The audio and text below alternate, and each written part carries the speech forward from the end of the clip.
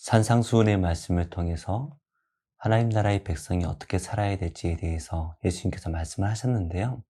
이 예수님의 천국 복음을 들은 백성들의 반응은 여러 가지로 나뉘었죠. 그리고 예수님께서는 오늘 말씀에 알곡과 가라지에 대한 말씀을 하시고 또 동시에 하나님 나라의 복음은 계속해서 전파될 것이다 라는 말씀을 비유를 통해서 우리에게 주십니다. 오늘 말씀을 통하여서 또 함께 은혜 나누기를 원합니다. 예수께서 그들 앞에 또 비유를 들어 이르시되 천국은 좋은 씨를 제밭에 뿌린 사람과 같으니 사람들이 잘 때 그 원수가 와서 곡식 가운데 가라지를 덧뿌리고 갔더니 싹이 나고 결실할 때 가라지도 보이거늘 집주인의 종들이 와서 말하되 주여 밭에 좋은 씨를 뿌리지 아니하였나이까. 그런데 가라지가 어디서 생겼나이까. 주인이 이르되 원수가 이렇게 하였구나. 종들이 말하되 그러면 우리가 가서 이것을 뽑기를 원하시나이까. 주인이 이르되 가만두라. 가라지를 뽑다가 곡식까지 뽑을까 염려하노라. 둘 다 추수 때까지 함께 자라게 두라. 추수 때에 내가 추수꾼들에게 말하기를 가라지는 먼저 거두어 불사르게 단으로 묶고 곡식은 모아 내 곡간에 넣으라 하리라. 또 비유를 들어 이르시되 천국은 마치 사람이 자기 밭에 갖다 심은 겨자씨 하늘 같으니 이는 모든 씨보다 작은 것이로되 자란 후에는 풀보다 커서 나무가 되매 공중의 새들이 와서 그 가지에 깃들이느니라. 천국은 마치 여자가 가루 서말 속에 갖다 넣어 전부 부풀게 한 누룩과 같으니라. 예수께서 이 모든 것을 무리에게 비유로 말씀하시고 비유가 아니면 아무것도 말씀하지 아니하셨으니 이는 선지자를 통하여 말씀하신 바 내가 입을 열어 비유로 말하고 창세부터 감추인 것들을 드러내리라 함을 이루려 하심이라. 이에 예수께서 무리를 떠나사 집에 들어가시니 제자들이 나와 이르되 밭의 가라지의 비유를 우리에게 설명하여 주소서. 좋은 씨를 뿌리는 이는 인자요 밭은 세상이요 좋은 씨는 천국의 아들들이요 가라지는 악한 자의 아들들이요 가라지를 뿌린 원수는 마귀요 추수 때는 세상 끝이요 추수꾼은 천사들이니 그런즉 가라지를 거두어 불에 사르는 것 같이 세상 끝에도 그러하리라. 인자가 그 천사들을 보내리니 그들이 그 나라에서 모든 넘어지게 하는 것과 또 불법을 행하는 자들을 거두어내어 풀무불에 던져 넣으리니 거기서 울며 이를 갈게 되리라. 그때 의인들은 자기 아버지 나라에서 해와 같이 빛나리라. 귀 있는 자는 들으라. 우리 오늘 말씀을 통해서 좋은 씨앗을 뿌린 이 사람에 대한 비유, 우리가 알곡과 가라지의 비유로 알고 있는데요. 이 말씀을 살펴보고 겨자씨와 누룩의 비유를 통하여 또 함께 나누어 볼 텐데요. 먼저 36절의 말씀을 보시면 이에 예수께서 무리를 떠나사 집에 들어가시니 제자들이 나와 이르되 밭의 가라지의 비유를 우리에게 설명하여 주소서. 예수님께서 모든 비유의 말씀을 마치시고 그 무리들을 떠나셔서 집에 들어가십니다. 이때에 예수님과 함께 집에 들어갔던 제자들이 예수님께 알곡과 가라지의 비유가 어떠한 의미인지 알려달라고 요청을 하네요. 먼저 이 알곡과 가라지의 비유를 잠시 살펴보면요. 24절 말씀입니다. 천국은 좋은 씨를 제 밭에 뿌린 사람과 같으니 천국은 좋은 씨앗을 자기 밭에 뿌린 사람과 같다라고 말씀을 하십니다. 좋은 씨앗을 자기 밭에 분명히 뿌렸는데요. 어떤 일이 일어납니까? 사람들이 잘 때에 원수가 와서 그 좋은 씨를 뿌렸던 그 밭에 가라지를 뿌려요. 이 가라지라는 것은 독보리의 일종이 아닐까 추정을 하는데요. 이 밀과 아주 비슷하게 자란다고 합니다. 하지만 마지막에 열매가 익을 때에 그것이 확연하게 구분이 된다고 해요. 원수들이 곡식 가운데 이 가라지를 덧뿌린다라는 것은 크게 회방하는 거죠. 모든 농사를 망치기 위해 회방하는 것입니다. 싹이 나서 자라나고 있는데요. 이 종들이 와서 보니까 좋은 밀밭 사이에 가라지들이 자라고 있는 거예요. 이게 대충 보면 잘 보이지 않지만 자세히 보니까 눈에 보이는 것이죠. 그래서 주인에게 어떻게 해야 됩니까? 라고 말했더니 주인이 이렇게 말하는 거죠. 아, 이것은 원수들이 일부러 그랬구나. 그러자 종들이 이것을 뽑아야 됩니까? 물어보니까 주인이 이렇게 대답을 합니다. 가만두어라. 가라지를 뽑다가 혹시 멀쩡한 곡식까지 뽑을까 염려가 된다라고 말합니다. 그러니까 밀과 이 가라지가 잘 구분이 되지 않으니까 멀쩡한 곡식을 뽑을 수 있다. 그러니까 일단 놔두어라 말을 하는 것이죠. 그래서 나중에 추수할 때 밀이 다 익고 나면 가라지가 확연하게 구분이 될 테니까 그때 이 가라지를 다 뽑아내 버리고 나머지 좋은 곡식들을 모아서 곡간에 들이자 이렇게 말을 한 것이죠. 이 비유에 대해서 제자들이 예수님께 해석해 주기를 요청했고 예수님께서는 이렇게 설명을 해주세요. 좋은 씨를 뿌렸다라는 거예요. 이 좋은 씨를 뿌렸다라는 것은 바로 천국 복음이 이미 뿌려졌다라는 것을 말씀하시는 것입니다. 그러니까 하나님 나라의 복음이 뿌려졌어요. 근데 이 뿌린 사람이 누구입니까? 인자라고 말씀하세요. 바로 예수님이시죠. 예수님께서 이 하나님 나라에 좋은 씨앗을 뿌려서 이 복음으로 하나님 나라의 백성들이 심겨졌다라는 것을 말씀하시는데요. 이 밭은 세상입니다. 우리가 살고 있는 이 세상 가운데 하나님 나라의 자녀들이 하나님 나라의 복음으로 잘 심겨져서 잘 자라고 있다라는 것이에요. 그런데 문제는 가라지가 함께 심겨졌다라는 것이죠. 이 가라지가 무엇을 말합니까? 악한 자의 아들들이라는 거예요. 그러니까 사탄의 자녀들이 함께 심겨졌다라는 것을 말씀하시는데요. 문제는 이 가라지와 좋은 곡식 사이에 구분이 되지 않는 것이죠. 겉으로 보면 똑같은 거예요. 생긴 게 똑같습니다. 그래서 이 가라지를 누가 심었겠습니까? 이 원수가 바로 마귀다라고 말하는 거예요.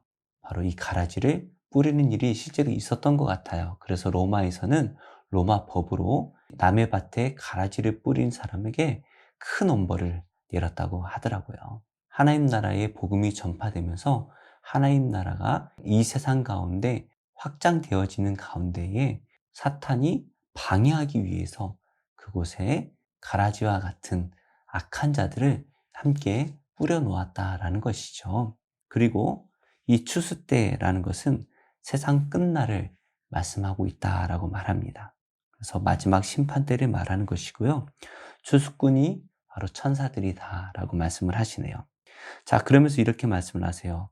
가라지를 거두어 불에 사르는 것 같이 세상 끝에도 그러한 일들이 일어날 것이다.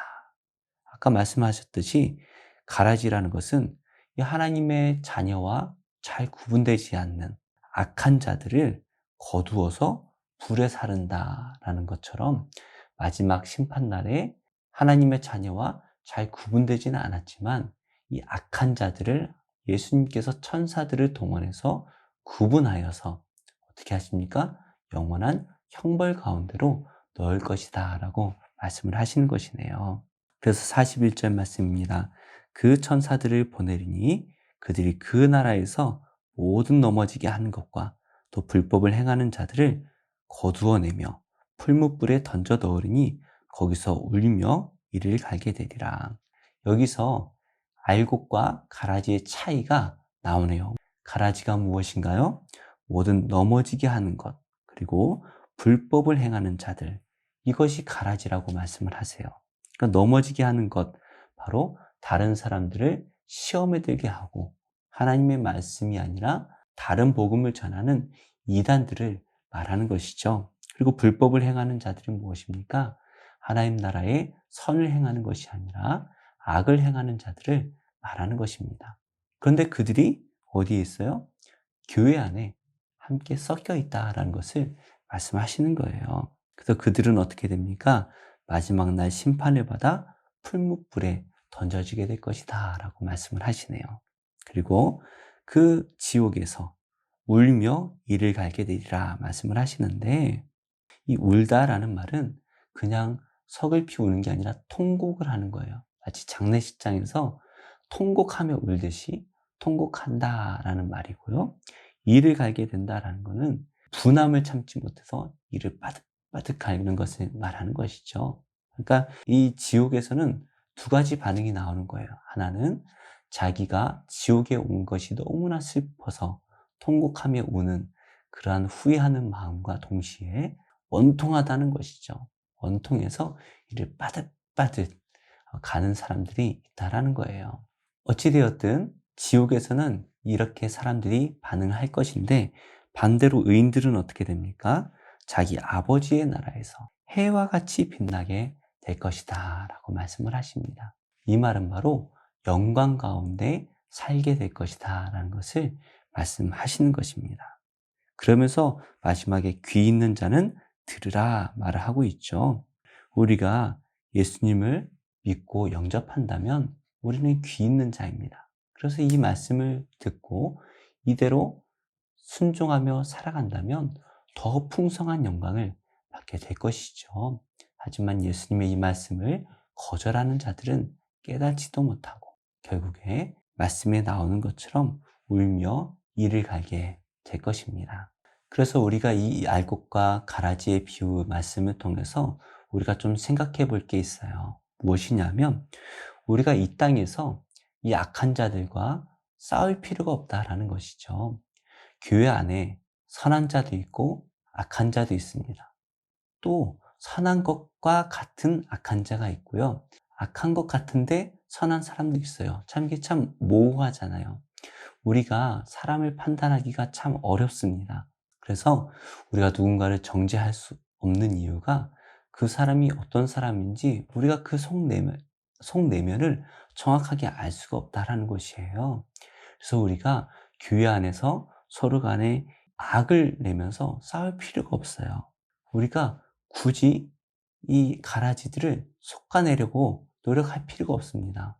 왜 그러냐 하면 우리가 교회 안에서 가라지들을 솎아내려고 하면 할수록 알곡들이 함께 빠져나가기 때문이죠. 서로 간에 대치하는 모습들이 결코 선해 보이지 않고요.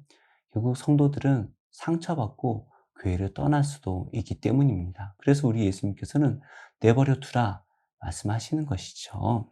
우리가 진리를 수호하는 것도 필요하지만 그러나 너무 이런 것들에 얽매여서 우리가 하나님 나라의 복음을 확장하는 일에 방해가 되어서도 안 될 것입니다. 그래서 우리는 두 가지를 해야 돼요. 첫 번째는 열심히 복음을 전해야 됩니다. 그래서 이런 싸움을 하는 이런 소모적인 논쟁을 하기보다는 우리가 더 적극적으로 하나님 나라의 복음을 전하고 더 적극적으로 선을 행해야 되는 것이죠. 그래서 세상 사람들이 우리를 보면서 복음을 들을 뿐만이 아니라 하나님 믿는 사람이 저렇게 선하구나 라는 것을 보아야 합니다.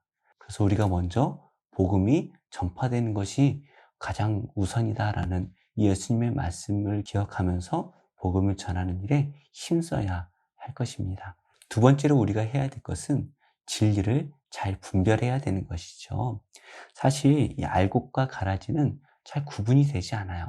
하지만 알곡과 가라지를 구분할 수 있는 방법이 있다면 마지막에 그 곡식이 익은 열매를 보고 알 수 있다는 것이죠. 그래서 우리가 모두가 다 자기가 진리라고 선포를 하지만 그것으로 우리가 판단하면 안 됩니다. 왜냐하면 다 예수님 말씀을 전하잖아요. 다 하나님 말씀이라고 전하잖아요. 그래서 우리가 참된 복음을 전하는 사람을 구분하는 가장 중요한 기준이 하나 있다면 바로 그 복음을 전하는 사람의 열매가 무엇인지를 보면 되는 것입니다. 그래서 많은 목회자들이 있는데요. 그 목회자들이 어떠한 삶을 살아가고 있는지를 우리가 잘 분별해야 합니다. 그래서 하나님의 말씀은 참 잘 전하고 감동도 주고 좋은 것 같은데 그 목회자의 삶이 그것을 따라가지 못한다면 그 목회자는 거짓 목회자다라고 우리가 판단할 수 있는 것이죠. 반대로 말은 좀 어눌할 수도 있어요. 하지만 그 목회자가 정말 삶의 열매를 잘 맺는 그러한 삶을 가졌다면 그 목회자가 진리 가운데 서 있다라는 것을 우리가 또 알 수가 있죠. 그래서 예수님께서 하신 말씀처럼 좋은 나무는 좋은 열매를 맺을 수밖에 없죠. 반대로 나쁜 나무는 나쁜 열매를 맺을 수밖에 없습니다. 겉모습은 비슷할지 몰라도 그 나무가 맺는 열매를 보고 우리는 판단할 수가 있는 것이죠. 저 또한 이 판단에서 벗어날 수 없는 목회자이죠. 그래서 참 말하기가 조심스럽지만 하나님께서 그렇게 말씀하시기 때문에 우리는 이 말씀 안에 살기 위해서 몸부림치며 노력해야 될 것입니다. 그리고 예수님께서는 알곡과 가라지의 비유 말씀 다음에 겨자씨와 누룩의 비유를 말씀하시죠. 31절입니다. 또 비유를 들어 이르시되 천국은 마치 사람이 자기 밭에 갖다 심은 겨자씨 한 알 같으니 이는 모든 씨보다 작은 것이로되 자란 후에는 풀보다 커서 나무가 되매 공중의 새들이 와서 그 가지에 깃들이느니라. 예수님께서는 천국이 어떤 곳인가 말씀을 하시는데요. 겨자씨 한 알과 같다라고 말씀을 하시네요. 겨자씨 눈으로 보셨나요? 우리가 좁쌀이라고 노란색 조그만 거 있죠. 우리나라에서는 좁쌀만하다 하면 아주 작다라고 말을 하는데요. 그 좁쌀보다 작거나 비슷한 것 같아요. 그래서 이 작은 겨자씨 한 알인데요.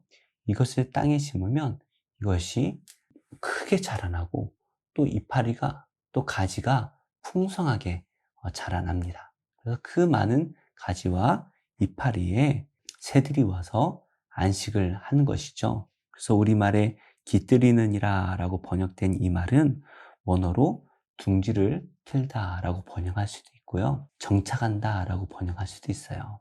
그러니까 새들이니까 둥지를 틀어 정착할 것이다 라는 것으로 우리가 해석할 수가 있죠. 그러니까 이 겨자씨 한 알이 정말 보잘것없이 작아 보이지만 그것이 생명을 얻어서 자라게 되면 그 커진 나무 안에 수많은 새들이 와서 안식을 누릴 것이다 라는 것을 말씀하고 있습니다. 또 예수님께서는 누룩의 비유를 말씀하시죠. 33절입니다. 또 비유로 말씀하시되 천국은 마치 여자가 가루 서말 속에 갖다 넣어 전부 부풀게 한 누룩과 같으니라. 가루 서말은 지금 한 39리터, 그러니까 약 40리터 정도 되는 것이죠. 말통 한 2개 정도가 돼요. 그러니까 작지 않은 분량의 밀가루를 말합니다. 그러니까 이 밀가루 한 40리터나 되는 그 밀가루에다가 넣은 누룩과 같다라고 말씀을 하세요. 누룩은 사실 아주 조금 넣죠. 아주 조금 넣은 이 누룩이지만 이 40리터 정도 되는 그 밀가루가 이 누룩 때문에 부풀어 오르기 시작을 하지요. 그래서 이것으로 빵을 만들면 약 150명 정도가 먹을 수 있는 분량의 빵이 된다라고 말을 해요. 그래서 작은 소금이 많은 물을 짜게 만드는 것처럼, 그리고 작은 불빛이 온 방을 비추는 것처럼 우리는 겨자씨와 누룩과 같이 많은 사람들에게 하나님 나라를 제공할 수 있는 바로 우리 자신이 하나님 나라가 되어야 하는 것입니다. 그러기 위해서는 우리가 어떻게 됩니까? 선을 행해야 되는 것이죠. 지금 성도님들께서는 바로 이 겨자씨와 같이 누룩과 같이 이 세상에 천국을 제공하고 계신가요? 우리 가족이 옛날에는 지옥과 같았는데 내가 예수님 믿고 변화되어서 내가 내 안에 천국이 들어올 때에 변화되어서 나 때문에 우리 가족들이 천국으로 변하고 있습니까? 내가 가는 모임이 모일 때마다 지옥과 같고 괴로운 모임이었는데 나 때문에 내가 있는 그 모임이 천국으로 변하고 있습니까? 그렇게 돼야 됩니다.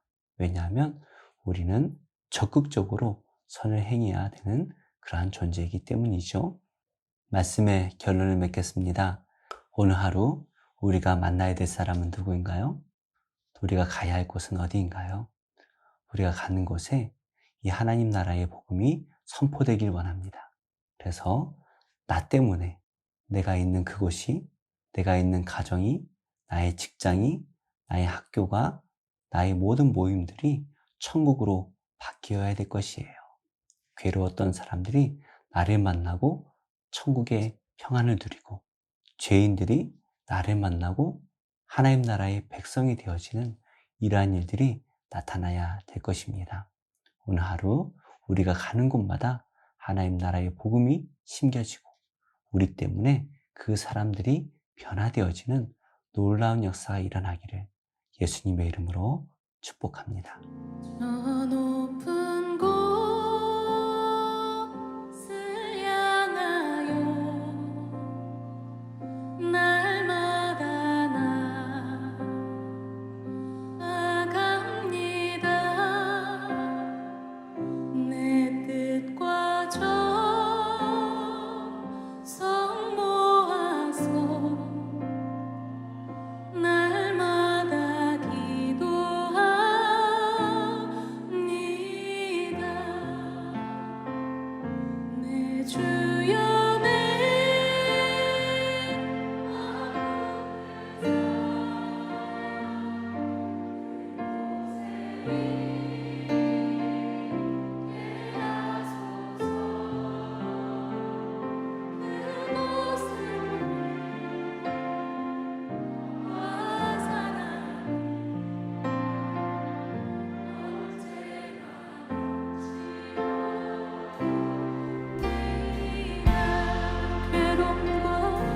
괴로움과 죄가 있는 곳 나 비록 여기 살아도 빛나고 높은 저곳은 날마다 바라봅니다.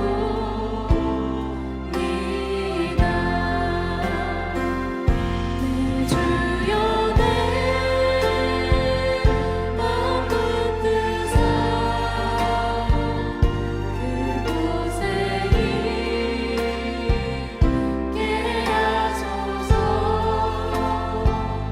그곳은 빛과 사랑이 언제나 넘치옵니다.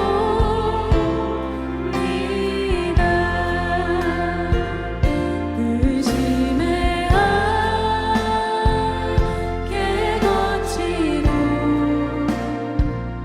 근심의 구름 없는 곳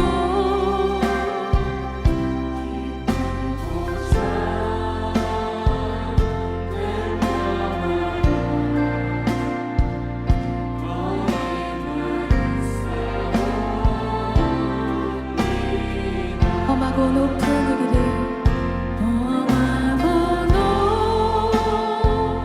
높은 이 길을 싸우며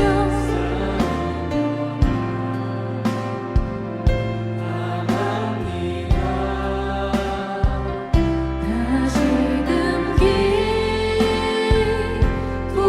기도하오니 내 주여 인도하옵소서.